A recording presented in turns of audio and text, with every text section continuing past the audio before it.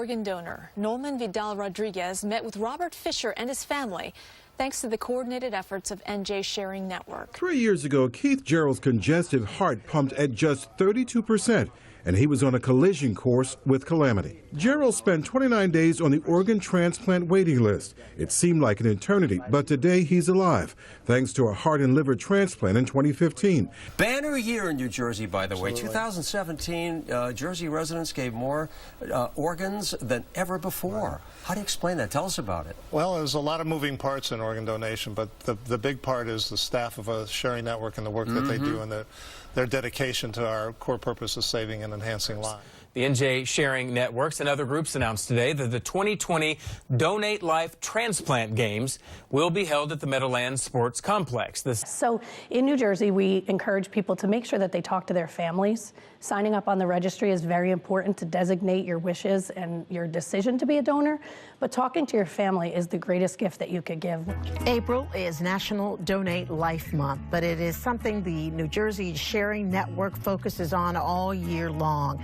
The recovery and placement of donated organs and tissue for those in need of a life-saving transplant. And joining us today is the president and CEO of NJ Sharing Network, Joseph Roth, organ recipient Denise Peoples, and Patty Jackson, who donated her child's organs. Thank you all for being here this afternoon. Thank you for having us. One of the programs is going into the high schools. Those young people are making decisions now, especially their driver's license. We go to driver's ed classes. We speak to teachers' workshops so that the teachers will be well informed if asked the question from their students. On 15,000 boxes and 250,000 sleeves in the month of April will be the website SaveNJLives.com. The NJ Sharing Network started the idea last year with just 1,000 boxes over a single weekend, and the network's Elise Glennon says it exploded on social media. We're hoping when people get driven to the website, they will share it on social media, and the conversation will continue far beyond the campaign. The connection between the Sharing Network and the Transplant Games is? Well, we're thrilled to bring a national program here to New Jersey. It's going to be in New Jersey. It's finally going to be in New Jersey. We're really excited. Big deal. Yes, I think our entire community is just thrilled. Transplant recipients, patients waiting, donor families, our hospital partners, the transplant centers, the entire donation and transplant community. Joining me now is Brian Glenn. And Brian, first of all, thank you so much for being here and for doing this. Oh, thank you for having me. Stay-at-home dad for how many years? 17. So you already did a lot. And you wanted to do even more. Right. Why give a kidney up? I mean, you could go like volunteer someplace. Well, we all have two, and we only need one. How do you know they're matched up? There are a few things that we do. Obviously, the first thing you want to make sure is that their blood groups are compatible. Their blood groups? That's the first gate, as it were. After that, we look for specific proteins called the human leukocyte antigens. I'm sorry, what? Human leukocyte antigens, without being too technical. Go on the website and find out more about it.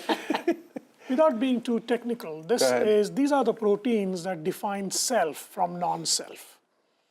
And this is what makes a donor and a recipient either compatible or incompatible. Just 4 days shy of the third anniversary of Victor Starchek's death, his family, along with Vernell's family, met today for the first time.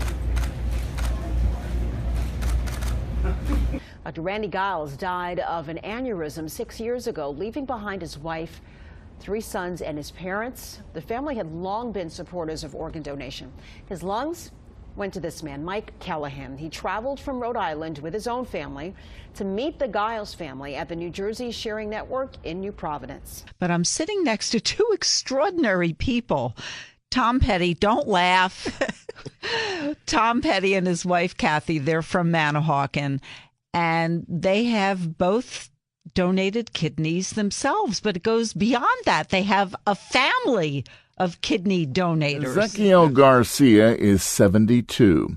He became a donor family member when his son Reynaldo passed away in a motorcycle accident in 2011. Now the military veteran and retired educator honors his son with each race he participates in. Joining us, Ezequiel, people say that it means that when your family members' organs or tissue are donated, it means their loved one lives on. What does it mean to you and your wife, Iris? Well, it means that the death of our son was not in vain, that someone benefited from the donation, and that gives us a lot of comfort. Michael Giles reflects on the time spent with his son Randy. Time cut short when Randy suffered an aneurysm at the age of 43. An impact now honored in a fluorograph, which will be part of a float in the Rose Bowl parade in January. Time with Jim Radigan, who is a organ donor recipient via the New Jersey Sharing Network. He's also going to be on the Donate to Life float this coming New Year's Day, ironically, the anniversary of that day you mentioned in the hospital when you were released. And exactly. The Sharing Network has a saying that organ donation is a gift of life. And I just add that it's actually a gift of love. Gail Clegg, whose son Sean became an organ donor 10 years ago after a fatal bicycle accident, will be heading out to Pasadena over New Year's with her family to cheer on the 2019 Donate Life Rose Parade float. This place was special to us. Cooper Hospital, the Sharing Network, did so much for us emotionally, and this is my family. The Judges Trophy Award winner for Donate Life, called Rhythm of the Heart. And the title has double meaning, not only highlighting the generation-spanning power of music, it also encourages folks everywhere to save lives by registering as organ donors. Yeah, fluorographs decorated by donor families enrich the design along with thousands of roses, each individually dedicated to the donors, recipients, and the patients across the country. Hail to the chief. It's the man of the hour. Here comes the Tournament of Roses president, Gerald Freeney. This is Mr. Freeney's first parade as president, and not only is he a cancer survivor and a two-time organ recipient, he's also been a volunteer member here since 1988, and he